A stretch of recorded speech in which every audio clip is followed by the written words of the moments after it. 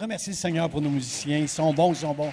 Gloire à Dieu. On va reprendre ce chant-là qu'on a fait à la fin, avant de nous saluer. On va reprendre ce chant-là. Je veux dire merci au Seigneur pour Pasteur Charlie, les enseignements du mercredi qu'il fait autour de la Bible. Parce que, frères et sœurs, l'apôtre Paul dit, Dieu m'a mis à part pour annoncer l'Évangile. Pasteur Jean doit prêcher et enseigner la parole de Dieu. Mais je comprends que quand on vient à l'Évangile au début, on lit la Bible. On ne comprend pas tout ce qu'on peut lire. On ne peut pas comprendre tout ce qu'on peut lire. Je comprends ça. Mais à un moment donné, on doit, en tant que chrétien, en tant qu'enfant de Dieu, il faut arrêter de lire la Bible. Il faut la lire pour essayer de la comprendre et d'en tirer toutes les richesses. Vous êtes d'accord avec ça? Et c'est ça que Pasteur Charlie fait le mercredi dans ses études. À tous les deuxièmes mercredis de chaque mois, ce n'est pas un enseignement. Moi, j'ai le devoir de vous enseigner.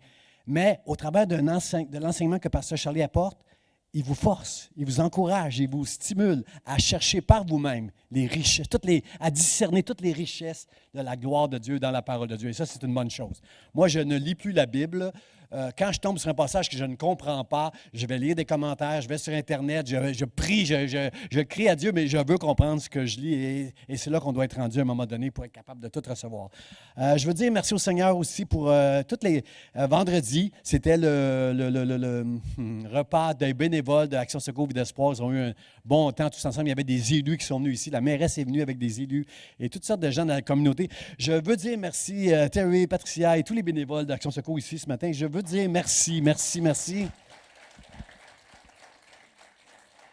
Parce que Action Secours, ce qu'ils font, c'est qu'ils prennent soin des gens qui sont dans le besoin. Et ça, c'est la justice de Dieu. Dieu est venu, les œuvres de Christ, c'était de prendre soin de ceux qui étaient dans le besoin. Il a fait des miracles pour que les gens qui étaient dans le besoin puissent comprendre que ce que Dieu veut, la justice de Dieu, c'est que tout le monde, on puisse être rencontré, béni. Et Action Secours fait tellement bien ça, que même les politiciens, même les gens sont touchés et viennent aider. Alors, je sais qu'on a déjà montré quelque temps un petit vidéo, mais on va montrer encore ce matin une vidéo de la guignolée, de Action qui a pris place avec les élus. Puis Anne Saint-Laurent est venue ici vendredi porter un beau chèque. Ça ne le dit pas pendant la guignolée. Moi, je vais vous le dire. Je vais vous dire comment les élus ont été touchés par ce ministère-là merveilleux, Action Secours.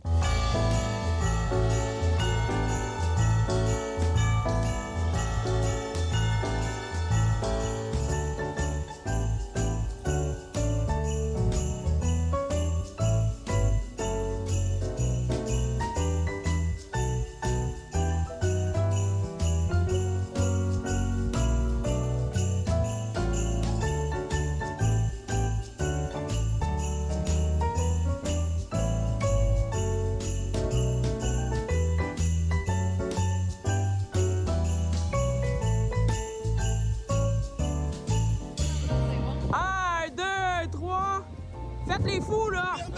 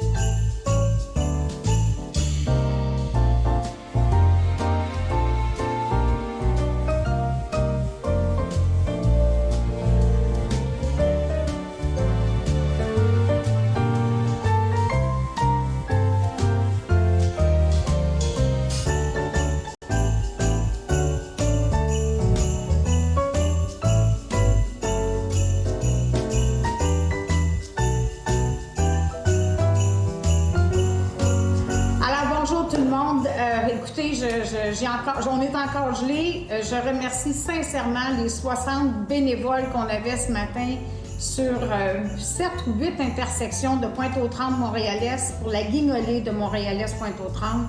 Je vous rappelle l'objectif de 100 000 $. Un énorme merci à tous les gens qui ont affronté la température ce matin, le vent, la neige. C'était vraiment froid et les gens ont été généreux. Un gros merci aux bénévoles ainsi qu'aux gens qui ont donné de l'argent. Un gros merci à tous.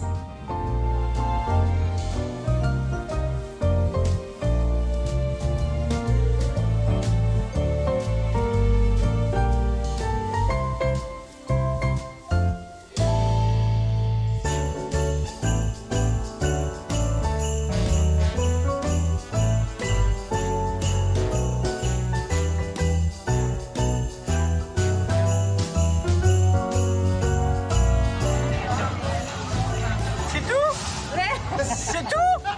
Je filme juste pour ça? Oui! La tournée, faite de quoi? OK.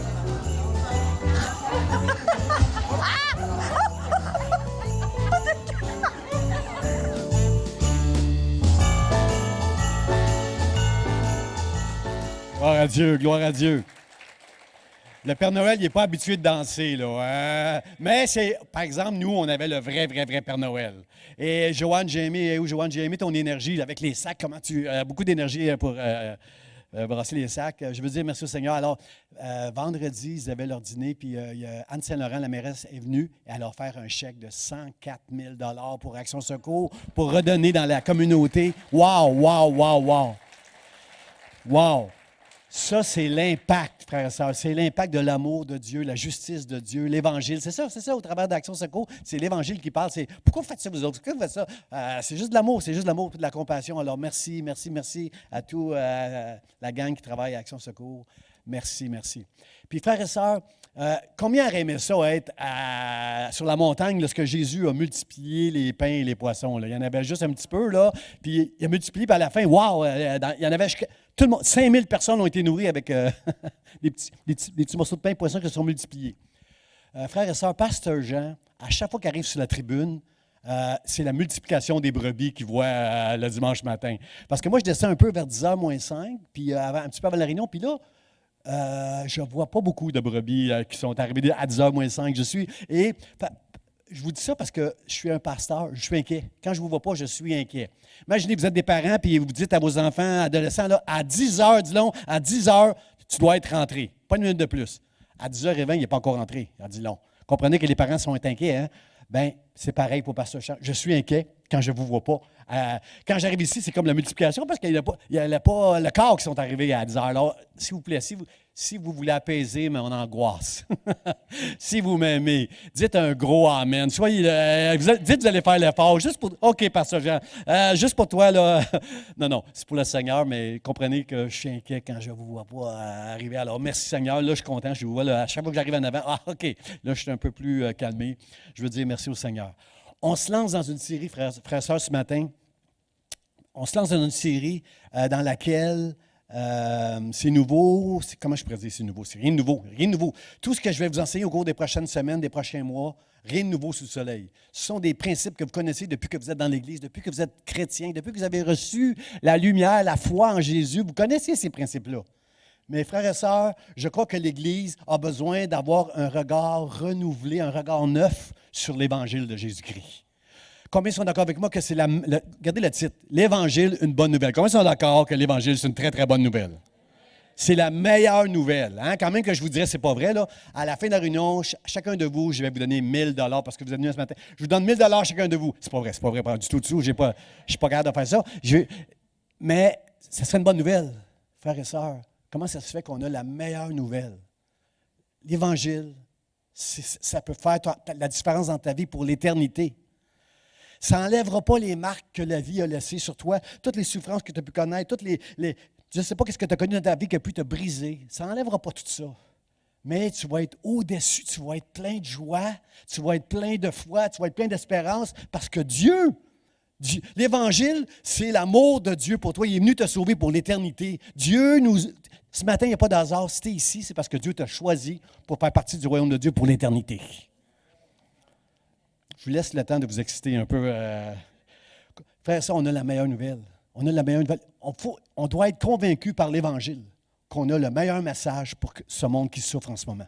Et moi, je crois qu'avec tout ce qui a pris place ces derniers temps, l'écologie, la planète qui est en folie, là, on entend des rapports tous les jours quand M. Guterres, qui est le président il est vraiment il essaie d'être le plus dramatique possible à chaque fois qu'il fait une déclaration pour nous réveiller, pour essayer de nous réveiller qu'on est vraiment rendu, il faut faire des efforts, sinon on est foutu. La planète, l'écologie, ça va pas bien. Il y a des guerres, il y a des bruits de guerre, frères et sœurs, il y a toutes sortes de malheurs qui ont pris place. Il y a la COVID qui est venue depuis 3 ans nous rendre tout en envers. Frères et sœurs, le monde a besoin de l'Évangile. Et moi, je crois qu'il y a un temps, il y a des temps pour Dieu pour que des choses prennent place. Et moi, je crois que c'est le temps, en ce moment, pour l'Église, d'annoncer l'Évangile comme on ne l'a jamais fait. Je vous laisse réfléchir,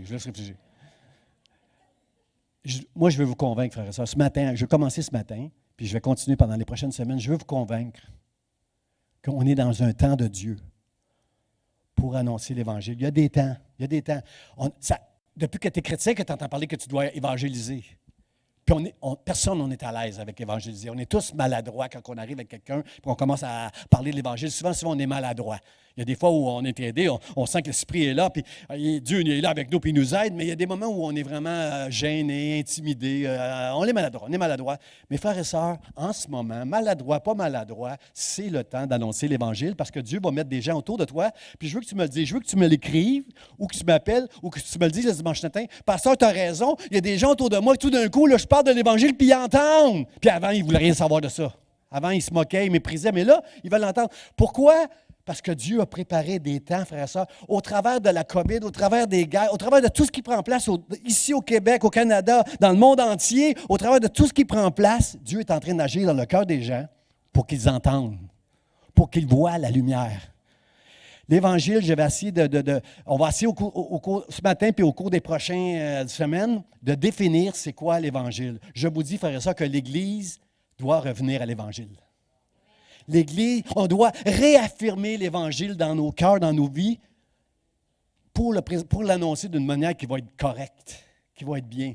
Puis frère et sœur, je le dis encore, tu as le droit d'être maladroit. Je suis maladroit, vous êtes maladroit. Il y a des fois, on ne l'a pas l'affaire pour annoncer l'Évangile. Mais frères et sœurs, vous allez être surpris que même si vous êtes maladroit, il y a des gens qui vont venir vers vous. Parle-moi de Jésus, parle-moi de la Bible, parle-moi de... Des gens vont mettre... Vous allez vous rendre compte vous-même, puis vous me le direz, qu'il y a quelque chose qui se passe qui n'était pas là avant. Parce que nous sommes dans les temps où Dieu veut qu'on annonce, que les gens apprennent, que tous ceux qui sont à lui. Parce que vous savez, ceux qui viennent à l'Évangile, ce n'est pas tout le monde. L'Évangile, on la présente à tout le monde, mais c'est ceux que Dieu a choisis qui vont entendre l'Évangile. Et ce sont ces gens-là que Dieu va placer autour de vous. Ce n'est pas vous qui devez convaincre les gens. C'est l'Évangile qui va convaincre les gens au travers de vous. Maladroits que vous allez être, il va les convaincre. Moi, jusqu'à aujourd'hui, je croyais ça, ce que je vais vous prêcher aujourd'hui puis dans les prochaines semaines. J'ai toujours cru ça. J'ai toujours été, quelque part, un évangéliste. Mais, frères et sœurs, je crois que présentement, c'est le temps de Dieu. C'est ça qui est différent, là. Il a toujours fallu évangéliser, faire ça, mais moi, je croyais, là, dans les dernières années, de ce que je comprenais, de ce que j'observais, c'est qu'on était mieux pour toucher les gens de vivre l'Évangile avec nos bottines plutôt qu'avec nos babines. Est-ce que vous me suivez? On est bon pour prêcher l'Évangile, mais on ne fait pas les œuvres que Jésus faisait. On a le message de Jésus, mais on n'a pas la compassion, l'amour, puis les œuvres que Jésus avait. Alors, les gens nous écoutent, puis c'est juste un message. C'est une béquille, ça, l'Évangile. C'est juste il y a quelque chose qui ne marche pas bien dans sa vie, puis là, il nous achale avec son Jésus. Là. Comprenez-vous? Mais là, on n'est plus là, frères et sœurs. Les gens veulent entendre l'Évangile en ce moment. Parce que Dieu a ébranlé le monde au travers de toutes sortes de choses qui ont pris place. Et ça, frères et sœurs, c'est une grâce. Quand tout va bien dans ta vie, là, tu ne veux pas de l'Évangile dans ta vie. Mais quand ça va mal, tu as besoin d'entendre une bonne parole. Puis l'Évangile, c'est une bonne nouvelle pour les gens qui sont angoissés, qui sont dans l'épreuve en ce moment, qui souffrent en ce moment. Et la seule réponse, c'est Jésus-Christ, le Fils de Dieu. Alors, Dieu est en train de préparer des temps, frères et sœurs. Puis, pourquoi moi je prêchais plus les œuvres qu'avec la bouche? Parce que j'ai vu tellement des évangélistes, pas maladroits, mais, comment je dirais, pas fins, là. Pas fin. Vous savez, quand tu évangélises juste pour faire la job, j'ai prêché l'Évangile. Tu n'es pas concerné pour la personne, là. Tu es concerné à faire un devoir religieux. J'ai annoncé l'Évangile. C'est pas ça, annoncer l'Évangile. Annoncer l'Évangile, c'est parce que c'est comme tu as du pain, puis là, tu vois quelqu'un qui n'a pas de pain, puis tu dis, je peux-tu partager mon pain avec toi? Puis la personne dit, mais merci, mais pourquoi tu fais ça? Mais je suis concerné pour toi. Je veux pratiquer la justice de Dieu. Moi, Dieu m'a donné beaucoup de pain. Moi, je veux t'en donner. Moi, du pain. Comprenez-vous que Jésus, c'est le pain de vie qu'on doit partager, frères et sœurs. Puis en ce moment, Dieu est en train d'ouvrir des portes. Frères et sœurs, je le dis encore, on n'a pas à convaincre les gens. La foi vient de ce qu'on entend et ce qu'on entend vient de la parole de Dieu. Ce n'est pas nous qui allons convaincre les gens, mais les gens que Dieu va envoyer autour de nous. Les gens qui vont venir à l'Église sans que personne ne les a invités. Ils vont entendre l'Évangile, ils vont dire, moi je veux Jésus, moi je veux Jésus. Parce que Dieu les a choisis. Vous allez vous rendre compte, frères et sœurs, puis dites-moi là, je veux le témoigner ici en avant les dimanches, là, vous allez vous rendre compte qu'autour de vous, il y a des gens qui sont tout à coup ouverts à l'Évangile, puis ça, c'est l'œuvre de Dieu, frères et sœurs. L'apôtre Paul, il va. Bien sûr qu'on peut, on doit étudier la parole, puis, comment je pourrais dire, se préparer pour tout ça. Mais Paul, il dit, nous cherchons à convaincre les hommes. Dans Timothée, ça c'est dans 2 Corinthiens qui dit ça. Dans 2 Timothée 3,16, il dit, toute écriture est inspirée de Dieu et utile pour enseigner, pour convaincre. Frères et sœurs, vous allez être convaincants si vous êtes convaincus par l'Évangile que c'est la bonne nouvelle, que c'est absolument ce que le monde a besoin. Ce qu'on prêche, ce qu'on annonce, frères et sœurs, c'est la meilleure nouvelle que les gens peuvent avoir. Puis, il y a eu des dérives, frères et sœurs. Il y a eu des dérives avec l'Évangile dans le dernier 30 ans que j'ai été témoin, moi, en tant que pasteur, en tant que chrétien dans une église, en tant qu'assistant pasteur, en tant qu'observateur de ce qui prend place autour de nous dans nos églises. Ici au Québec, dans le Canada, dans le monde entier, il y a eu des dérives. Parce que, frères et sœurs, si on essaie de faire, on va essayer ensemble de trouver une définition à c'est quoi l'Évangile. Je suis en train de lire un livre qui s'appelle « Centré sur l'Évangile ». Timothée Keller, c'est une brique. Là, ça va me prendre quelques semaines, peut-être quelques mois, parce que je veux comprendre ce qu'il dit, quelques mois pour assimiler tout ça, pour lire tout ça. Mais, frères et sœurs, l'Évangile, ce n'est pas simple, mais l'Évangile, c'est, vous êtes d'accord avec moi? L'Évangile, pas juste l'Évangile, mais toute la Bible, elle est christocentrique. Est-ce que vous comprenez ce mot-là, christocentrique? Elle est centrée sur Jésus. Quand Adam et Ève ont failli dans le jardin, Dieu a dit au diable, il a dit, je mettrai une inimitié, une hostilité. Ça va être la guerre entre ta postérité et la postérité de la femme. Et la postérité de la femme va t'écraser la tête, en parlant de Satan. Il parle de Jésus. Il parle de Jésus. Déjà, dans le jardin, c'était annoncé d'avance que Jésus allait venir pour briser toute la puissance du Satan, la mort. Vous savez que nous avons la vie éternelle, frère. Ça c'est une... Je vais passer l'éternité avec ce Dieu qui m'aime, qui est venu me sauver. Wow, wow, wow, wow. Dites wow quelqu'un, là. Hey, laissez-moi pas tout ça dire wow. Hein? Je sens mon eau qui des fois qui essaie de vous encourager. Hey, s'il vous plaît, louez, chapeau bas à Dieu, s'il vous plaît, louez le Seigneur avec moi. Là. Alors, frères et sœurs, disons wow à l'œuvre que Dieu a fait. Parce que l'œuvre que Dieu a fait pour nous doit nous amener à rechercher Dieu, à servir Dieu, comme le pasteur Charlie a dit tantôt, à adorer Dieu. On est là, frères et sœurs. Est-ce qu'on mérite d'être sauvés pour l'éternité, nous autres? Hein? Non, pas quand il y en a 5-6 qui savent là, qu'on ne mérite pas. C'est une grâce de Dieu, le salut éternel de nos âmes. C'est une grâce de Dieu. Frères et sœurs, merci Dieu. Merci Dieu. T'as envoyé ton Fils. Dieu est venu sur la terre pour me sauver, pour te sauver. Je veux le dire encore. Wow! Wow, Seigneur. Mon côté rationnel a de la misère à croire ça. D'une manière rationnelle, non. Je ne mérite pas. Je me connais. Je sais que je suis un pécheur. Je mérite. Je ne suis pas assez bon pour que Dieu envoie son Fils mourir sur une croix, vivre parmi les hommes, mourir. Non. Mais c'est ça que Dieu a fait. C'est ça que Dieu a fait. L'Esprit de Dieu en moi me convainc que je suis un enfant de Dieu. Alors je dis merci, Seigneur. Merci pour cette grâce, Seigneur. Merci. Parce que une des dérives de l'Église, frères et sœurs, dans les derniers 30 ans, je dirais, là. Puis ça, c'est en Amérique du Nord surtout. En Amérique du Nord, on est tellement confortable. On a tellement accès à toutes sortes de richesses. On est tellement bénis de toutes sortes de manières que la Bible qui est supposée être christocentrique, qui est centrée sur Christ, sur son œuvre, sur son enseignement, cette Bible-là, elle est devenue anthropocentrique. L'homme, moi. Moi, j'ai entendu dans nos églises, « Viens, oh Jésus, tu vas être béni, tu vas être guéri. Tu as une maladie, on va prier pour toi, tu vas être guéri. » Il y a des gens qui ne sont pas guéris, frères et sœurs. Moi, j'ai un diagnostic, je vais très, très bien, j'ai une grâce de Dieu. Ma maladie n'a pas empiré, mais j'ai un diagnostic. J'ai moins d'énergie que vous autres parce que j'ai la sclérose en plaques, moi. Mais je n'ai jamais été guéri. Puis il y a des chrétiens qui m'ont dit parce qu'ils sont fins, puis ils m'ont dit, pasteur, arrête de dire que tu n'es pas guéri. Tu es guéri par la foi, tu es guéri. Non. Je vais être le premier à déclarer que je suis guéri avec le papier du médecin qui me dit, il y avait la sclérose, il n'y a plus la sclérose. Avec le papier, je vais le déclarer. Mais j'ai la grâce de Dieu, frères et sœurs. Tu peux être malade, puis pas être dans une prison, avoir encore des wow dans ton cœur. Tu peux être dans une prison puis dire « Je t'aime, Dieu ». Tu peux être malade dans ton corps puis dire « Je t'aime, Dieu ». Tu peux avoir traversé un divorce puis dire « Seigneur, je t'aime, tu es tellement bon pour moi. Un jour, je vais être avec toi dans le ciel pour l'éternité. Ma vie, c'est pas sur la terre, ma vie, c'est au ciel. » Je ne suis pas un personnage qui vit dans la nuit, je suis un personnage maintenant qui vit dans le jour. À cause de ton amour, à cause de toi, Seigneur.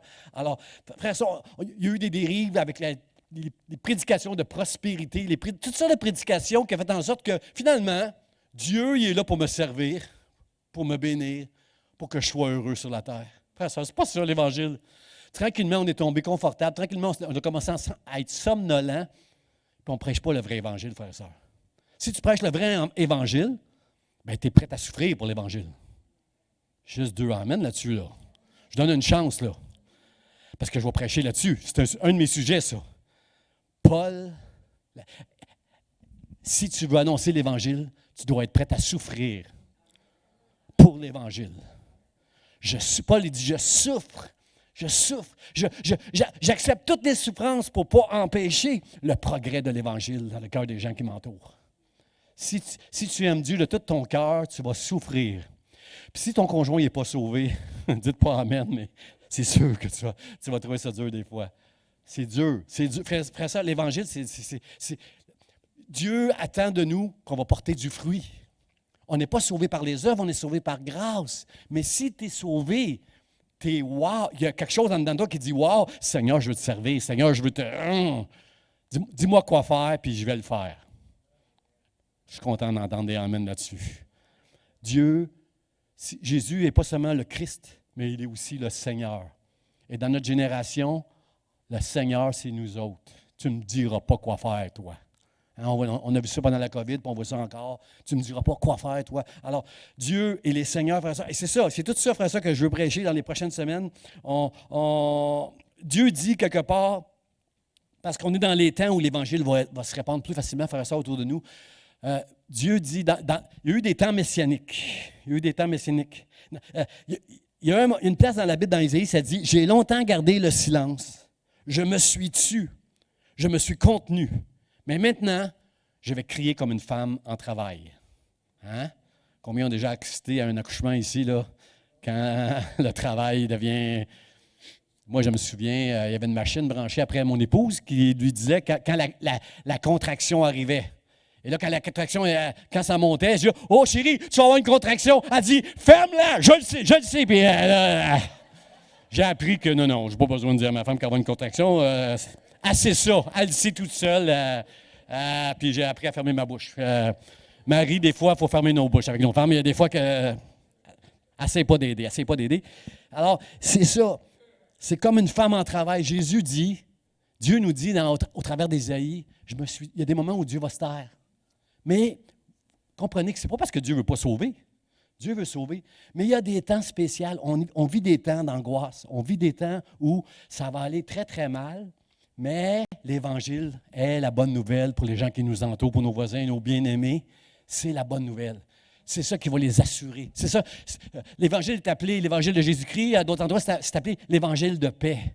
Malgré que c'est la guerre partout dans le monde, l'Évangile va amener la paix dans nos cœurs à nous. Parce que nous, notre vie, ce n'est pas sur terre. Nous, c'est le ciel qu'on attend.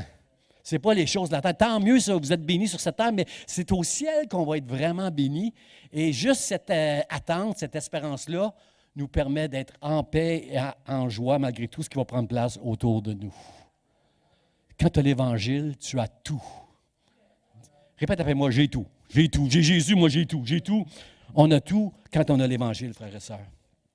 Alors, Jésus, c'est le Christ. C'est le Fils. Le passage qu'on va lire ensemble, c'est dans l'Évangile de Marc. Commencement de l'Évangile de Jésus-Christ, Fils de Dieu. Tous des mots qui ont leur importance, frères et sœurs. Commencement. Dieu commence quelque chose. Lorsqu'on vient à l'Évangile, il y a quelque chose qui commence qui ne prendra jamais fin. Vous êtes d'accord avec moi? On n'est jamais rendu avec l'Évangile. Moi, je lis la Bible tous les matins et chaque matin, j'apprends des choses que c'est comme nouveau pour moi. Je lis cette Bible-là, ça va faire 38 ans le mois prochain que je connais Dieu. Puis j'apprends des choses encore. Chaque matin que je lis l'Évangile, j'apprends des choses. Je comprends des choses. Et lorsque je me prépare pour enseigner, là, je suis obligé d'étudier. Alors, j'apprends encore plus de choses. J'apprends tellement de bonnes choses. Mais comprenez, c'est juste un commencement. Dieu, quand tu viens à Dieu, c'est le commencement de quelque chose qui va prendre toute sa plénitude dans le ciel seulement. Tant qu'on est sur cette terre, on a des choses à apprendre. Tant qu'on est sur cette terre, on doit faire l'Évangile doit faire des progrès dans nos vies et autour de nous. Et nous sommes dans ces temps-là, frères et sœurs. Vous allez entendre des témoignages où, wow, il y a des gens qui ont été touchés, bouleversés par l'Évangile, que vous n'attendiez pas ça d'eux, là. Tout à coup, là, il y a un bouleversement. Pourquoi? Parce que, moi, je suis calviniste, frères et sœurs. Je crois dans la souveraineté de Dieu. Des fois, ça m'empêche d'être un bon évangéliste parce que je confesse à Dieu que j'aurais pu être meilleur que ça. J'aurais pu être un meilleur évangéliste. Moi, je suis plus un pasteur qu'un évangéliste. J'aurais pu être un meilleur évangéliste, mais moi, je crois que tous ceux que Dieu a choisis, il va trouver une manière de les amener avec lui au ciel. C'est sûr, il va se révéler à eux autres. Mais est-ce que ça nous enlève la responsabilité d'annoncer l'Évangile? En sachant, même si vous êtes un calviniste convaincu comme moi, que Dieu, il n'y a personne en enfer qui va dire, moi, Seigneur, je n'ai pas d'affaire ici, si j'avais entendu l'Évangile, je serais avec toi. Là. Il n'y a personne qui va dire ça en enfer. Ceux qui sont en enfer, c'est ceux qui ne veulent rien savoir de Dieu. Je ne veux pas Dieu. Personne ne va me dire quoi faire dans ma vie. Il n'y a personne qui va gérer ma vie. Il n'y en a pas d'autre Seigneur que moi-même. Ceux-là vont en enfer. Mais ceux qui appartiennent à Dieu, Dieu va se révéler à eux. Ils vont entendre, tout à coup, ils vont entendre. Ils vont voir des choses qu'ils ne voyaient pas. Tout à coup, frère, ça c'est ceux que Dieu a choisis. Est-ce que parce qu'on croit que Dieu il va sauver, il est souverain, est-ce que ça veut dire que ça ne me donne pas, est-ce que j'ai pas est-ce que je dois pas annoncer, est-ce qu'on ne doit pas annoncer la bonne nouvelle, frères et sœurs? Bien, poser la question, c'est y répondre. Amen, on doit annoncer l'Évangile. Comment croiront-ils en celui s'ils n'en entendent pas parler? Puis s'ils n'en entendent pas, comment en entendront-ils parler s'il n'y a personne qui prêche? Dieu veut qu'on prêche. Dieu veut qu'on annonce l'Évangile. Ce que je veux vous dire aujourd'hui, c'est qu'on ne va pas convaincre personne, nous, mais c'est l'Évangile qui va convaincre les gens. Parce que l'Évangile, c'est une puissance pour le salut de celui qui va entendre et qui va croire. Et c'est Dieu qui va toucher les gens afin qu'ils croient. Est-ce que vous êtes avec moi ce matin? J'ai besoin de vos prières, frères et sœurs, dans les semaines qui viennent, et vous avez besoin de mes prières pour qu'on puisse répandre l'Évangile, arriver à donner une définition à l'Évangile. Si vous allez sur Internet, là, tous les théologiens ont leur propre définition de c'est quoi l'Évangile. Ça peut devenir, nous avons besoin de trouver nous-mêmes la définition de l'Évangile, parce que la Montréalais, c'est partout autour de vous, des gens ont besoin d'entendre l'Évangile. Des gens que Dieu a déjà choisis. Alors, si vous êtes avec moi, on se lance. Alors, commencement d'Évangile, le mot Évangile, on va le définir ensemble. L'Évangile, c'est Jésus le Christ. Jésus, c'est le Fils de Dieu qui est venu, qui a été choisi par Dieu pour venir comme un homme, chair et os sur la terre. Il a vécu parmi nous, il nous a enseigné, il est mort à la croix, il est ressuscité, il est monté au ciel. Ce Jésus-là, Jésus le Christ, c'est le centre de l'Évangile, frères et sœurs. Et c'est tous ces mots-là qu'on va regarder ensemble là, ce matin. Pour commencer, on est dans une introduction ce matin, là, mais on va être de plus en plus précis dans les semaines à venir parce que ce monde, Dieu est en train de toucher ce monde à l'Évangile, frères et sœurs. Je ne me lancerai pas on s'en va dans un grand réveil. Là. Je ne dirai pas une chose comme ça. Mais frères et sœurs, il y a des gens autour de nous qui vont être touchés par Dieu, qui vont vivre un réveil. Puis nous, tout ce qu'on peut faire, tout ce qu'on peut dire, c'est « Wow, Seigneur, tu te sers de moi qui suis si maladroit pour amener des gens à l'Évangile. Je veux te dire merci pour ça. » Alors, mon premier point, frères et sœurs, c'est commencement. En commencement, ça va apparaître. Commencement. Ouais, c'est ça. Ce verset-là, Isaïe, ça dit « Toutefois, les ténèbres ne règneront pas toujours sur la terre où il y a maintenant des angoisses. » Combien sont d'accord avec moi que maintenant, il y a des angoisses sur toute la terre? Et c'est pourquoi Dieu va faire une lumière. Dans Genèse, la Bible commence en disant « Au commencement, Dieu créa le ciel et la terre. Il y avait des ténèbres au-dessus de la terre et Dieu a envoyé la lumière, que la lumière soit. Et là, la lumière est venue séparer les ténèbres et Dieu appelle la lumière jour et les ténèbres la nuit. » Combien savent que nous ne vivons plus dans les ténèbres, nous vivons dans le jour? Les gens qui sont voilés de l'Évangile, les gens qui n'ont pas cru encore dans l'Évangile, ils sont voilés. Le voile n'a pas été encore enlevé. Mais nous, Dieu a enlevé le voile, il a fait la lumière. Il a envoyé la lumière dans les ténèbres et maintenant nous voyons, nous avons vu Dieu et nous avons été choisis. Et wow, Seigneur, t'es bon. Dans Genèse, Jean chapitre 1, verset 1, ça nous dit « Au commencement était la parole était avec Dieu et la parole était Dieu. La parole a été faite chair. » On parle de Jésus. Et dans la parole était la lumière. Et la lumière des hommes. Les hommes n'ont pas voulu la recevoir. Dans la parole était la lumière et dans la lumière était la vie. Si tu vois ce matin, c'est parce que Dieu t'a donné la vie à un moment donné.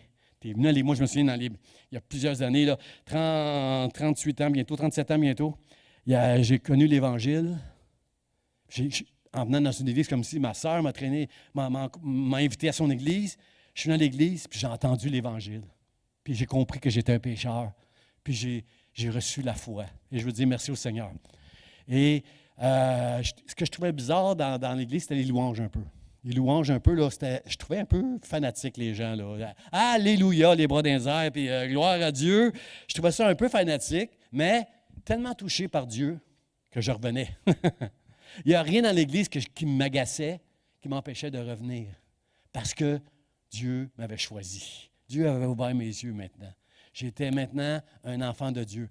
Et je suis devenu moi-même un peu avec le temps, un peu fanatique, là, dans le sens que j'aime louer, j'aime adorer Dieu de tout mon cœur.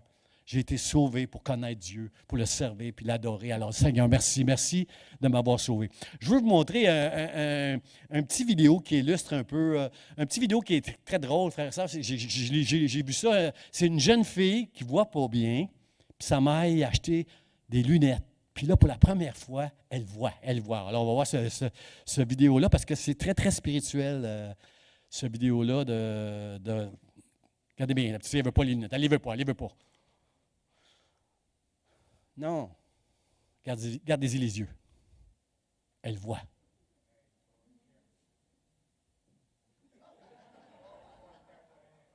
Elle voit. Elle voit sa mère. Elle voit son père. Elle voit les choses. Ah! Je vois.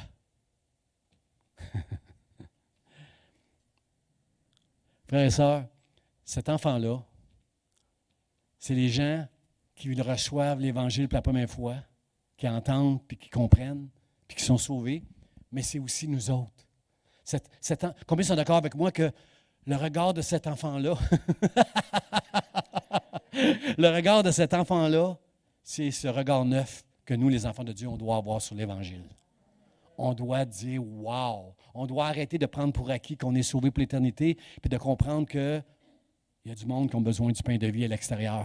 Il y a des gens autour de moi, mon conjoint, mes enfants, il y a des voisins, des collègues de travail. Il y a des gens qui ont besoin d'entendre l'Évangile, puis j'ai besoin, frères et sœurs, de voir l'Évangile avec un regard neuf, de comprendre que Dieu va se servir de l'Évangile. C'est une puissance pour le salut de quiconque croit dans le nom de Jésus. Seigneur, aide-nous, touche-nous, Seigneur. Donne-nous ces lunettes, encore une fois, pour qu'on puisse voir. Ce passage-là, c'est dans des temps messianiques. Là, si vous lisez dans votre Bible, au temps d'Ésaïe, c'était des temps messianiques. Mais Dieu dit, les ténèbres ne règneront pas toujours sur la terre où il y a maintenant des angoisses. Combien comprennent qu'il y a tellement d'angoisse en ce moment que le monde a besoin de cette lumière? Dieu est en train d'envoyer la lumière pour que ceux qui sont à lui puissent être éclairés, frères et sœurs. Lorsque Jean-Baptiste a été livré, la Bible nous dit que Jésus a quitté Nazareth puis a commencé à prêcher la bonne nouvelle partout dans la Galilée. Il prêchait la bonne nouvelle en disant 4 choses. Il disait, les temps sont accomplis. Maintenant, ce n'est pas un hasard, là. C'est pas, je commence à... Jésus, ce n'est pas le plan B de Dieu. c'est le plan depuis le commencement de la création. Jésus est là et il dit, les temps maintenant sont accomplis. Il annonçait la bonne nouvelle. Il annonçait la bonne nouvelle du royaume de Dieu. Le royaume de Dieu est proche, qu'il disait. Il disait, repentez-vous. Il disait la même chose que Jean-Baptiste. Jean-Baptiste était venu avant lui pour préparer le chemin.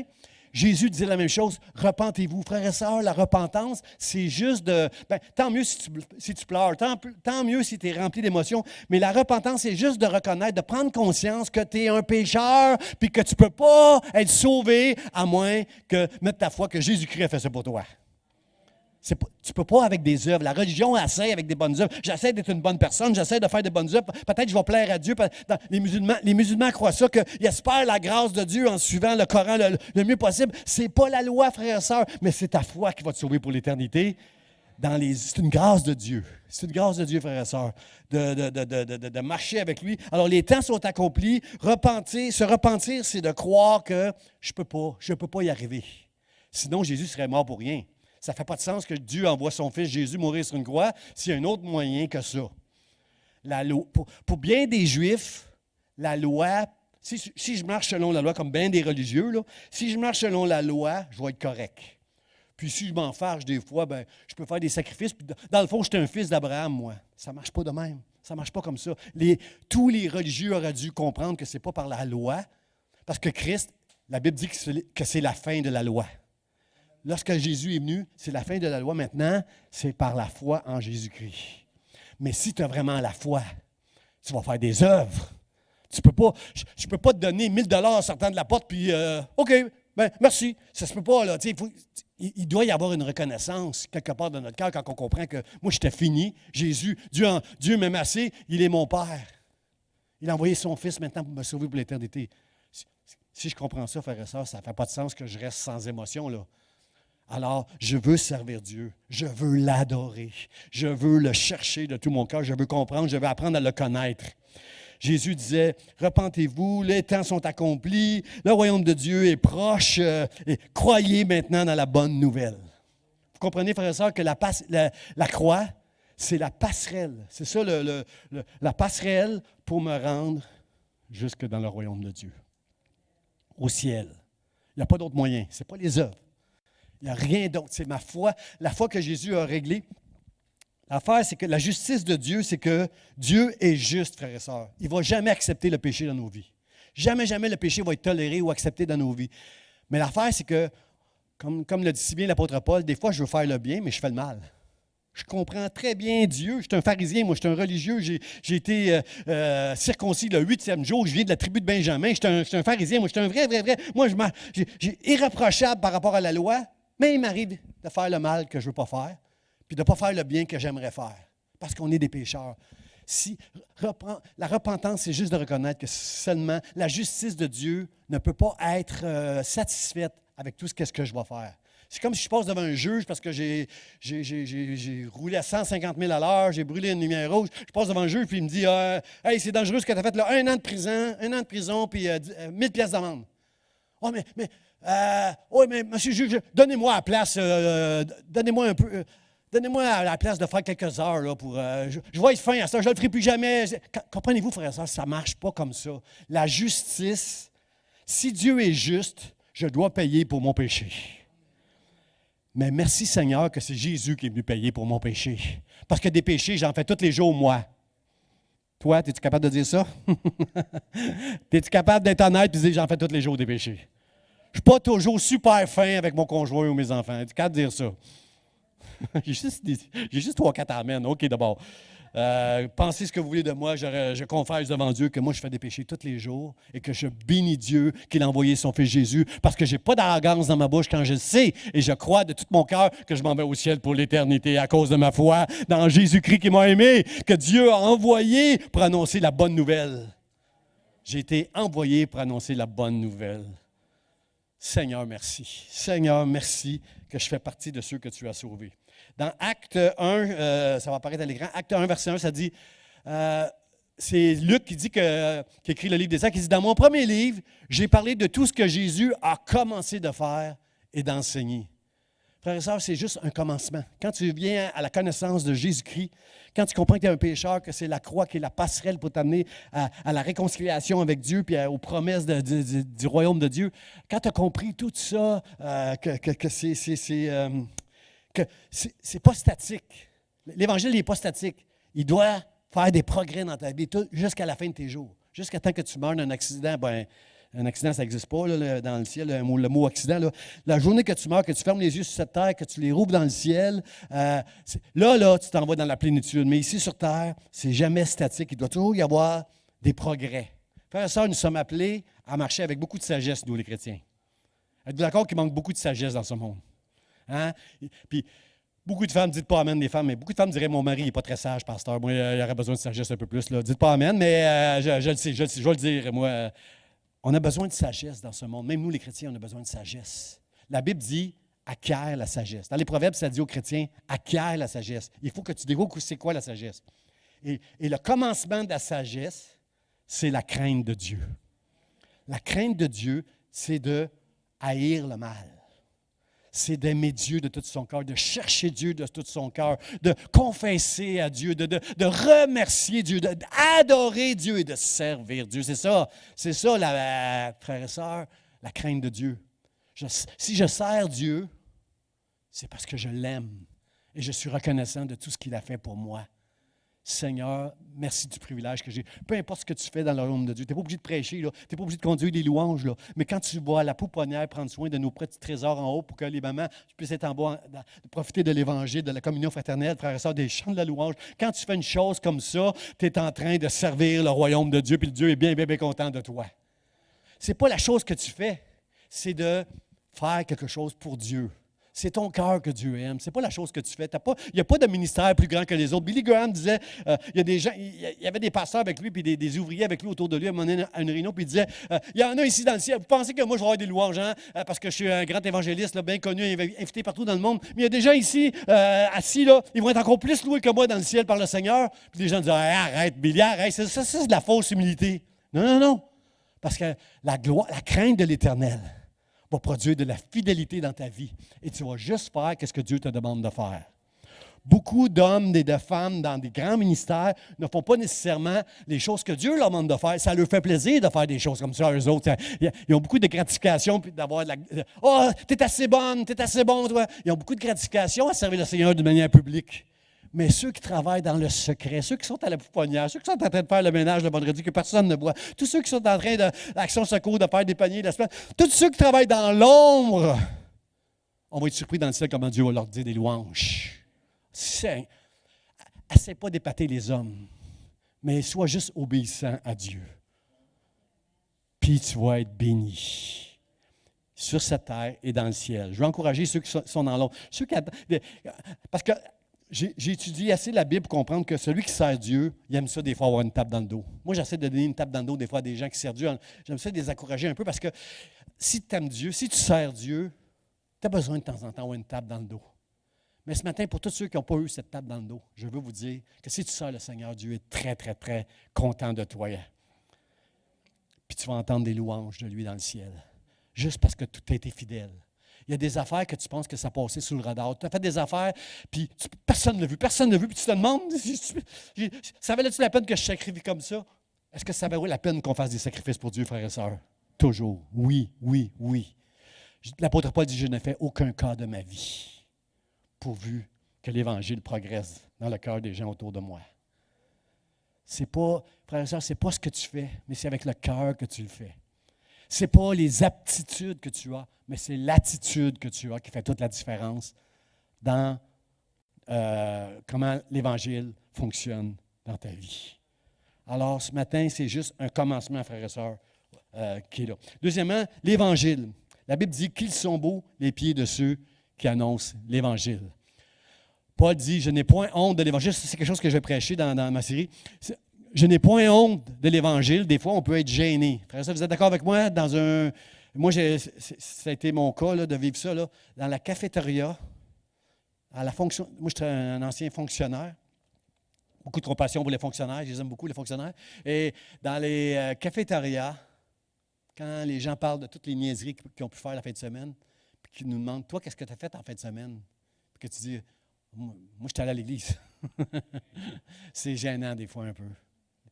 Les gens, moi j'ai fini mon café. OK, salut Jean. Il y a comme une gêne des fois avec nos collègues de travail de partager des moments qu'on a eus. C'est pas parce que si l'Évangile, c'est un scandale pour les Juifs, pour les gens de ce monde qui ne connaissent pas Dieu, c'est une folie. T'es fou. Robert, t'es fou. T'es fou là, avec ton Évangile. C'est une folie pour les gens qui ne connaissent pas Dieu. Pour les Juifs qui sont habitués à marcher avec la loi, serré, puis être fiers d'eux, d'avoir obéi à la loi, pour eux autres, c'est un scandale. Arrête, là, tu es en train de mépriser les commandements de Moïse. Je ne méprise aucun commandement. Depuis que j'ai l'Évangile en moi, il amène des commandements encore plus loin qu'ils amenaient. La loi dit, tu ne commettras pas d'adultère, mais Dieu me dit, même dans tes pensées, si tu as des pensées adultères, tu es en train de commettre l'adultère. Alors, l'Évangile nous amène plus loin, frères et sœurs. Plus loin encore que la loi peut nous amener. Mais merci Seigneur, je n'ai plus ce stress de marcher parfaitement avec la loi. Jésus, qui n'a connu aucun péché, a marché parfaitement avec la loi. Et grâce parce qu'il est mort sur la croix, qu'il est ressuscité un jour, quand je vais mourir, je vais ressusciter moi aussi dans le ciel pour l'éternité. Ça, c'est réglé. C'est réglé par la foi, je le sais maintenant. C'est quoi l'Évangile, frères et sœurs? C'est quoi l'Évangile? C'est quoi? C'est le point de l'Évangile, c'est une puissance pour le salut de quiconque croit. Ça, c'est une très bonne définition. C'est quoi l'Évangile? C'est une puissance pour celui qui va l'entendre puis qui va croire. Puissance pour le salut. Salut, frères et sœurs, il n'y a pas de plus grand cadeau ici. La Bible est remplie de miracles, frères et sœurs. Vous êtes d'accord avec moi? Il y a plein d'histoires miraculeuses là-dedans. Il y a plein d'histoires glorieuses là-dedans. Mais il n'y a rien de plus glorieux, il n'y a rien de plus précieux, il n'y a rien de plus miraculeux que lorsqu'une âme, là, c'est que Dieu met des lunettes à nos yeux puis on voit. Je ne voyais pas, mais maintenant je vois Jésus. Je vois l'Évangile. Ça, il n'y a rien de plus précieux que ça, frères et sœurs. John Piper, un théologien que j'aime beaucoup, il dit, l'Évangile, c'est un plan, c'est le plan de Dieu et c'est un événement. Dieu, avant la fondation du monde, Dieu nous avait choisis. Dieu avait le plan qu'un jour en deux, il savait Dieu que dans le jardin d'Éden, il savait déjà qu'un jour, en 2023, Joanne serait assis dans son église le 15 janvier 2023. Elle serait assise à son église avec le cœur rempli de « wow » pour le Seigneur et son salut. Chacun de nous, Dieu savait ça à l'avance. C'est rien de compliqué là-dedans, il est Dieu. Si Dieu est Dieu, c'est pas compliqué ça pour lui. Là. Il savait toutes ces choses-là d'avance. C'est un plan, puis c'est un événement. La croix a fait toute la différence dans nos vies. Les enseignements de Jésus ont fait toutes les différences dans nos vies. Pour John Piper, il résume l'Évangile comme ça. C'est un plan, puis c'est un événement. John MacArthur, qui est un grand théologien, dit l'Évangile, c'est simple. C'est Christ, c'est Jésus-Christ. Et moi, je suis en train de lire un livre de Timothée Keller que je considère un très, très bon théologien moderne, pasteur d'une église. Puis Timothée Keller, son livre, c'est centré sur l'Évangile. Et moi, je veux apprendre, pour vous apprendre, nous devons apprendre que nos vies soient centrées sur l'Évangile. Pas avec des doctrines à la dérive qui mettent l'emphase sur nous, les hommes, mais une doctrine qui met l'emphase sur Jésus-Christ, sur tout ce que Dieu a fait pour nous, afin qu'on puisse lui donner toute notre vie. Qu'on soit capable de dire comme Paul, je ne fais aucun cas de ma vie, je suis prêt à souffrir même pour les progrès de l'Évangile. Il y a des fois, je vais me fermer la bouche, il y a des fois que je vais dire Amen, même si ça ne m'intéresse pas, juste pour la gloire de Dieu. Pour la gloire de Dieu. C'est ça, frère et sœurs, l'Évangile. C'est plus moi, mais c'est Dieu seulement. Puis, c'est ça. Je n'irai pas là tout de suite. Préparez-vous dans les prochaines semaines à vous faire parler. Les gars, les filles, les jeunes, on va se faire parler par l'Évangile. Frères et sœurs, combien sont d'accord avec moi que l'Évangile, c'est la grâce de Dieu? C'est la grâce de Dieu. 1200. Dans le Nouveau Testament, on a le mot grâce 120 fois. Mais à peu près 80 fois, c'est juste l'apôtre Paul dans ses écrits qui va nous parler de la grâce de Dieu. Frères et sœurs, je l'ai dit et je le dis encore. Toi et moi, on ne mérite pas d'être un enfant de Dieu. Est-ce qu'il y a quelqu'un ici qui mérite que Dieu envoie son Fils pour mourir sur la croix pour lui, là? Mais non, ça ne fait pas de sens. Si on est un peu rationnel, ça ne fait pas de sens.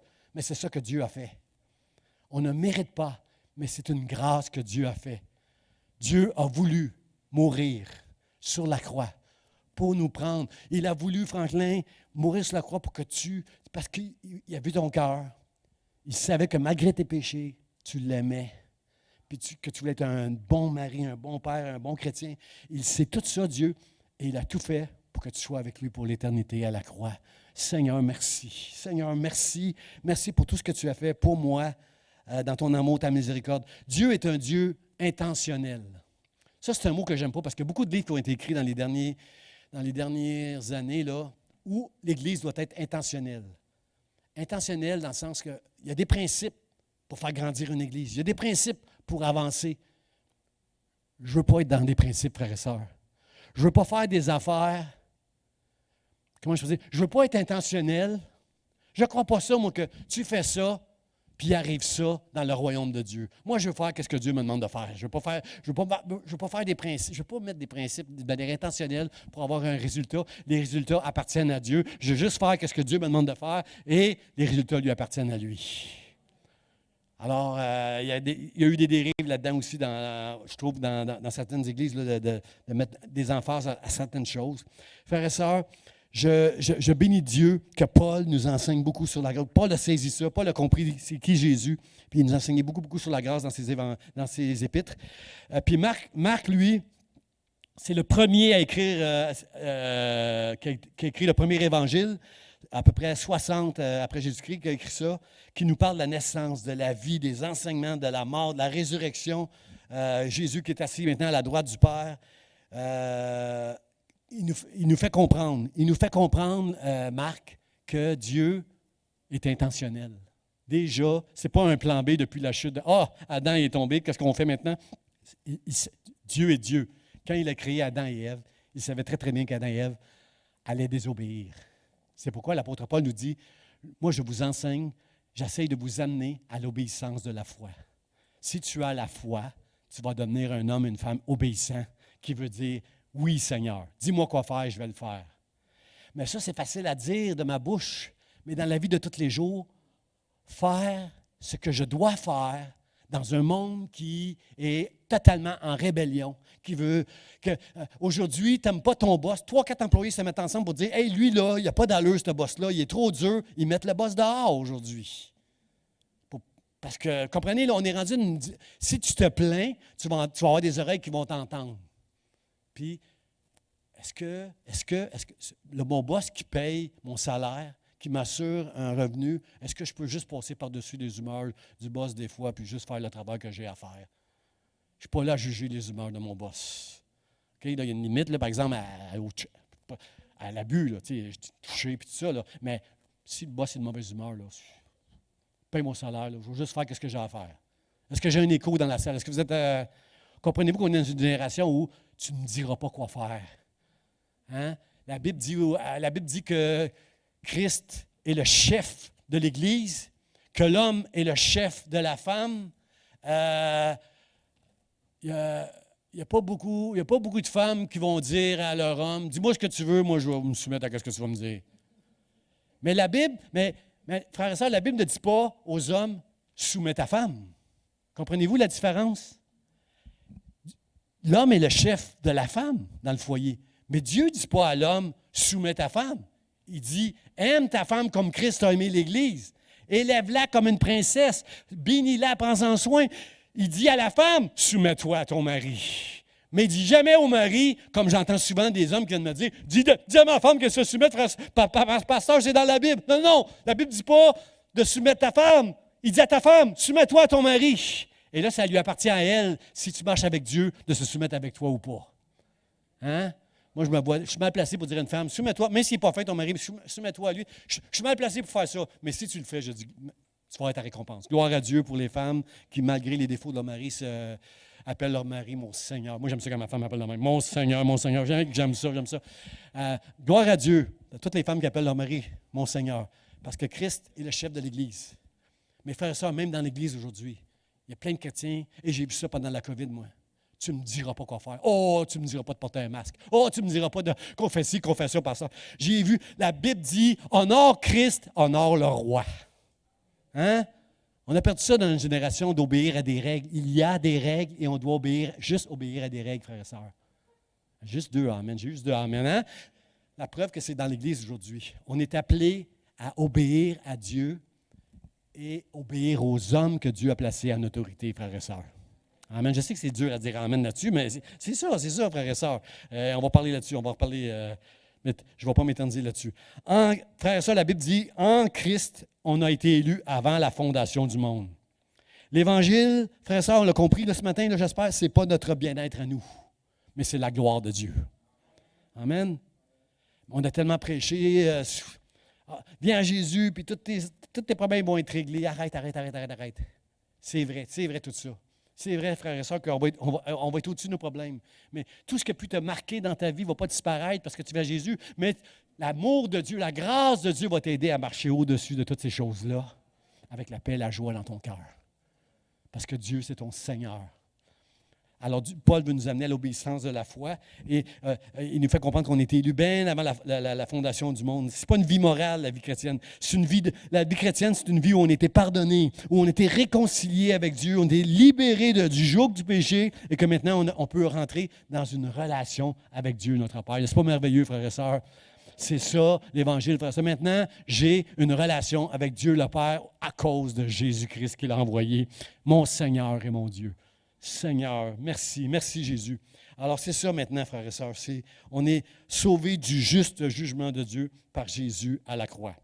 Mon dernier point, c'est Jésus, commencement de l'Évangile de Jésus-Christ. L'Évangile de Jésus-Christ, frères et sœurs, Jean-Baptiste doutait lui-même, lui qui était envoyé pour préparer le chemin du Seigneur, du Christ, lui-même doutait que Jésus était le Christ. Puis là, il est en prison, il avait été livré, il est en prison, puis il envoie un de ses serviteurs, ses disciples vers Jésus, il dit, « Es-tu celui qui doit venir? » Comprenez-vous que Jean-Baptiste lui-même, si des fois vous avez des doutes, consolez-vous. Jean-Baptiste lui-même avait des doutes que Jésus était le Christ. Il dit, « Es-tu celui qui doit venir? » Puis là, Jésus dit, il dit à son disciple, « Va dire à Jean, la bonne nouvelle est annoncée aux pauvres. » Comprenez, les pauvres, frères et sœurs? Les pauvres, c'est quelqu'un c'est un indigent, c'est quelqu'un qui a des besoins. C'est ce qu'Action Secours fait toutes les semaines. Il rencontre les besoins des indigents. Mais c'est aussi, un pauvre, c'est aussi quelqu'un qui reconnaît devant Dieu qu'il finit s'il n'y a pas Dieu dans sa vie.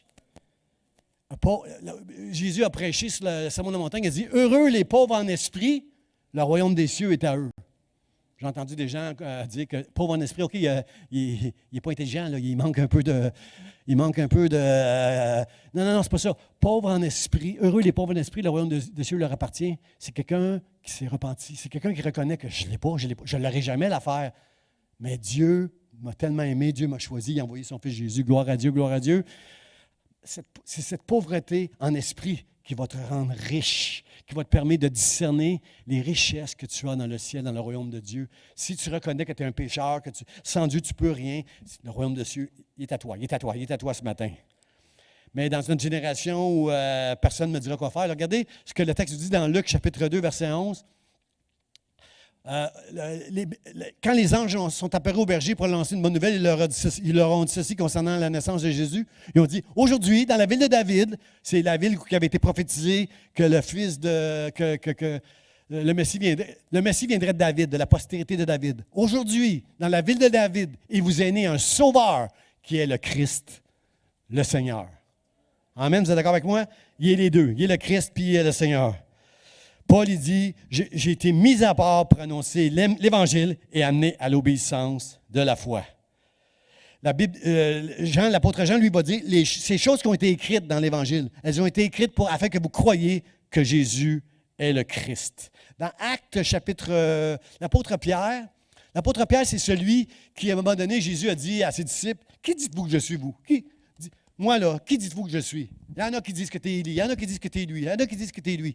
Mais vous dites quoi? » Et Pierre prend la parole et dit, « Rempli de Dieu, rempli de l'Esprit de Dieu en lui. » Parce que Jésus va dire, ce n'est pas la chair, ce n'est pas le sang, mais c'est mon Père qui t'a révélé ça. Pierre va dire, « Tu es le Christ, le Fils du Dieu vivant. » Et le jour de la Pentecôte, frères et sœurs, après que Jésus est mort, ressuscité, monté au ciel, regardez ce que ça nous dit dans Actes des Apôtres. Pierre va avoir cette hardiesse et liberté de dire aux Juifs qui sont devant lui, qui essayent de marcher avec la loi, il leur dit que toute la maison d'Israël sache donc avec certitude que Dieu a fait Seigneur et Christ ce Jésus que vous avez crucifié. Dieu a fait Seigneur et Christ ce Jésus. Qui avait du gosse, l'apôtre Pierre. Il aurait pu se faire lapider direct là. Il aurait pu mourir là, tout de suite. en disant une chose comme ça. Parce que pour les Juifs, voyons, c'est au travers de la loi, ce n'est pas au travers de Jésus-Christ que... non, ce Jésus que vous avez crucifié, c'est lui le Messie qu'on attend, qui était prophétisé dans l'Ancien Testament. C'est lui, le Christos, comme on dit en grec, là, le oint, l'élu de Dieu. C'est un scandale pour les Juifs attachés à la loi. C'est une folie pour ceux qui ne connaissent pas Dieu, mais pour ceux que Dieu a choisis, pour vous et moi, frères et sœurs, ce matin, c'est une bonne nouvelle. C'est la meilleure nouvelle qu'on ne peut pas entendre. Jésus est mort pour mes péchés. Il est mort pour moi. Alors, je veux dire merci au Seigneur. J'invite les musiciens pour on va faire le dernier chant qu'on a fait tantôt. Mon mot de la fin, frères et sœurs, c'est très, très simple. Il va apparaître là. Commencement de l'Évangile de Jésus-Christ, Fils de Dieu. Frères et sœurs, dites « wow » quelqu'un. Dieu, Jésus, le Fils de Dieu, il est venu sur la terre pour vivre parmi nous, pour nous enseigner, pour mourir sur la croix, pour me libérer de la justice de Dieu, la colère de Dieu, qui est juste. La colère de Dieu est juste. Le Fils de Dieu il est venu en chair, il est vécu, il est mort à la croix, il est ressuscité. Frères et sœurs, mon côté rationnel me dit, ça ne fait pas de sens. Mon côté rationnel me dit, non, ça ne fait aucun sens. Ça ne marche pas, Dieu. J'ai de la difficulté à recevoir tout cet amour-là de la part de Dieu qui a envoyé son Fils Jésus sur la terre, naître comme un enfant, grandir, annoncer l'Évangile de la bonne nouvelle du royaume de Dieu, mourir sur la croix pour moi, pour mes péchés. Wow! Seigneur, c'est trop parce que je ne mérite pas ça, moi. Je ne mérite pas ça. Mais Dieu l'a fait parce qu'il m'a voulu. Il voulait Robert. Il voulait Gaston. Il voulait Denise, il voulait Edelyne, il voulait Ghislaine, il voulait Joanne, il voulait Franceline. Dieu nous a choisis, frères et sœurs. Il a vu quelque chose en nous. On allait recevoir cet évangile-là, puis honorer cet évangile-là. On va voir ça dans les prochaines semaines. Toutes sortes de raisons pour lesquelles on doit honorer cet évangile-là. Mais je veux dire merci, Seigneur, parce que, comprenez, le Fils de Dieu est venu. La divinité, Dieu est venu sur la terre. Un jour, Philippe, un des disciples a dit à Jésus, montre-nous le Père. Puis là, Jésus dit, Philippe, si tu m'as vu, tu as vu le Père. Je suis une image de Dieu. Moi, là, Jésus, là, l'homme, le Fils de l'homme, là, je suis une image de Dieu. Si tu m'as vu, tu as vu le Père. Je ne sais pas si tu as eu un mauvais père ou si juste tu n'as pas eu de père. Mais dans le ciel, tu as un Père qui t'aime parce qu'il a envoyé son Fils Jésus pour que tu puisses l'appeler aujourd'hui Papa. Tu peux être un enfant de Dieu aujourd'hui juste en disant, Seigneur, tu as envoyé ton Fils pour moi. Tu es mort pour mes péchés. Tu es mort pour que je sois réconcilié maintenant avec toi. Ta justice, elle est juste, Seigneur. Je ne peux pas échapper à ta justice. Mais à cause de Jésus, j'ai échappé à ta justice. Puis toutes les niaiseries que je peux faire encore, Seigneur, tu les pardonnes à cause de Jésus. Seigneur, Papa, merci. Merci pour cet amour-là. Merci pour cet amour. Est-ce que je vous invite à vous lever? On va terminer avec ce merveilleux chant. Amen, oui. Applaudissons le Seigneur. Je vous laisse avec ce merveilleux chant. Mais juste avant, est-ce qu'il y a quelqu'un ici qui aimerait dire, Seigneur, merci de me donner un regard neuf sur cet évangile. Merci de me montrer que je suis un pécheur, que je suis séparé de toi à cause de ta justice qui est juste, mais qu'en Jésus, à cause de Jésus, j'ai le salut de mon âme pour l'éternité. Juste lève ta main à ta place pour dire, Seigneur, sauve-moi. Je veux avoir cette assurance dans mon cœur que tu me sauves, Seigneur, que je t'appartiens. Merci, merci pour ceux qui ont levé la main. Seigneur, je te demande on va faire une prière ensemble, frères et sœurs. Tout le monde ensemble, répète après moi, Seigneur Dieu, je reconnais que je suis un pécheur, une pécheresse.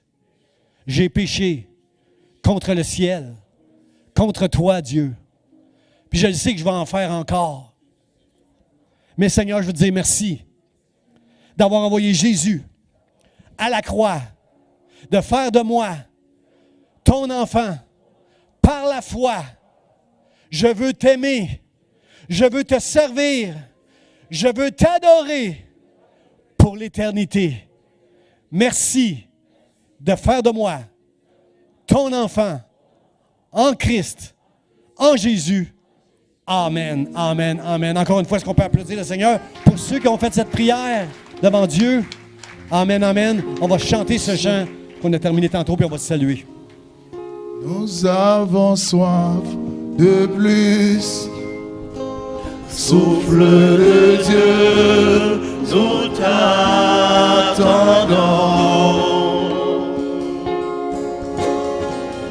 Nous avons soif de plus. Esprit de Dieu, souffle sur nous. Oui, nous avons soif. Nous avons soif de plus. Souffle de Dieu, nous t'attendons.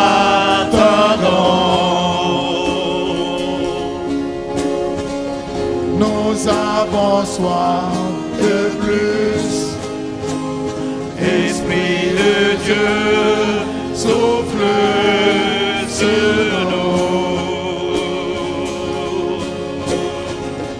Remplis-nous à nouveau. Remplis-nous à nouveau. Feu dévorant, attisant-nous. La passion pour ton nom. Esprit de Dieu, tombe en ce lieu. Sois le seul maître, sois le seul maître. Feu dévorant, attisant-nous. La passion pour ton nom. Esprit de Dieu, tombe en ce lieu. Sois le seul maître, sois le seul maître en nous.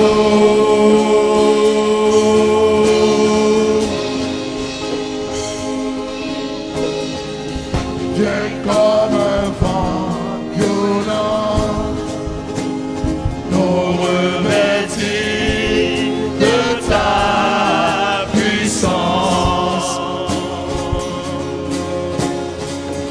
Délivre les captifs, libère-nous pour te louer. Seigneur, envoie ta gloire. Seigneur, envoie ta gloire. Oui, Seigneur, envoie ta gloire. Seigneur, envoie ta gloire. Feu dévorant, attisant-nous. La passion pour ton nom. Esprit de Dieu, tombe en ce lieu. Sois le seul maître, sois le seul maître. Feu dévorant,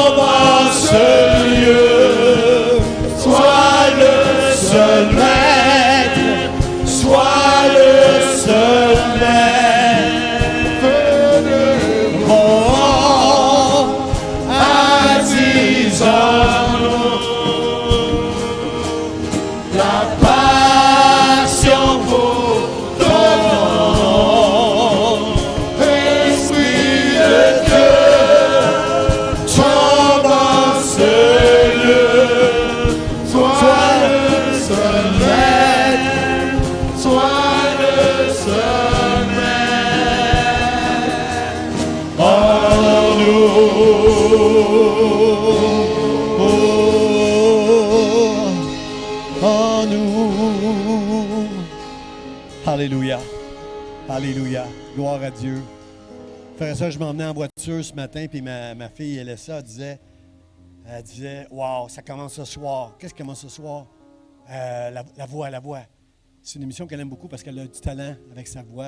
Elessa, elle chante bien, puis elle aime cette émission-là parce qu'il y a des gens qui ont du talent qui viennent à cette émission-là, puis on en choisit juste quelques-uns. À la fin, on choisit les meilleurs. Frères et sœurs, est-ce que vous comprenez que ce matin, si vous êtes ici, c'est parce que vous avez été choisis? Plein de gens qui entendent, mais qui restent voilés. Mais ce matin, Dieu vous déclare qu'il vous a donné des lunettes pour voir. Jean-Baptiste, les sourds entendent, les aveugles voient, puis les boiteux, les religieux qui essayaient de marcher avec la loi, qui n'arrivaient pas, maintenant les boiteux marchent. Parce que la bonne nouvelle est annoncée. Frères et sœurs, Carole, tu as été choisie. On est ici parce qu'on a été choisis. Merci Seigneur. Merci Seigneur. Bon dimanche à chacun de vous. Amen. Soyez bénis. Saluez quelqu'un.